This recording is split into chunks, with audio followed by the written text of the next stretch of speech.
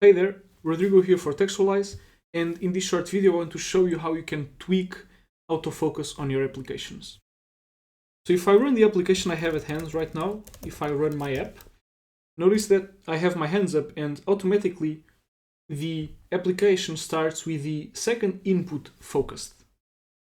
And that's because I'm silly and I forgot to clear up the autofocus attribute. So what I wanted to show you was that the default behavior, so I'm going to run my application, my hands are up, and by default the first input is focused.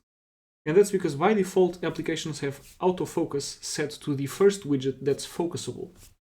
And what I wanted to show you, which I already spoiled, is that there's an autofocus attribute that you can use to tweak this behavior. Now you might want to disable the behavior altogether, and you just do that by setting it to none. So now if I run my application, no widget is focused by default.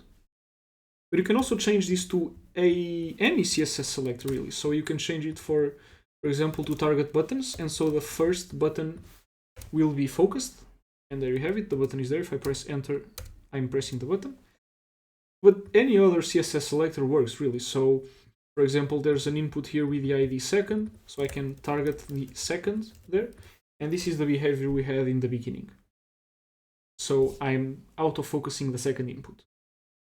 This is on an application. If you have multiple screens, you can also set this on a per screen basis. And I will leave a link for the documentation below so that you can read more. Now, what you might also want to do is read up on CSS selectors. So any CSS selector is going to work there. You might want to read how these work. That's it for this video. If you have any questions, feel free to ask them. Join the Discord server to get help if you need, and I'll see you in the next video. Bye.